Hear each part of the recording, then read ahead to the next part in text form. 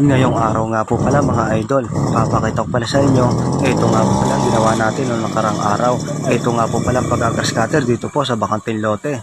Kaya kung wala po kayong ginagawa, ay pwede nyo po panoodin ang aking video. Kung nagustuhan nyo na po mga idol, ay mag-comment po kayo kung taga-saan po kayo para alam ko po kung saan po nakakarating ang aking video. Kaya nga po pala mga idol, sabi ko nga po sa kasama ko, ay mauna na at sundan ako. Aray ko! Yan nga po pala mga idol, makikita nyo pag-grass cutter natin mamaya.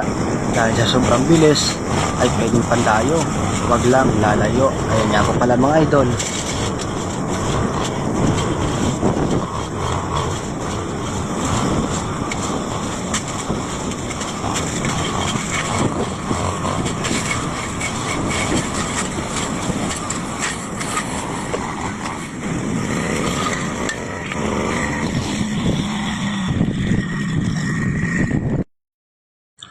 Kung mapapansin nyo po mga idol, yan nga po pala ang ginagrass cutter natin kanina.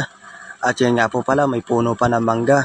Yan nga po palang puno ng manggang yan ay napakaganda at napakaraming bunga at hitik na po sa bunga yan. Pero medyo pa pong maliliit. Pero sa sunod na araw, pwede na pong makuha yon. At kung gusto pa pulutan, pwede na rin po dyan.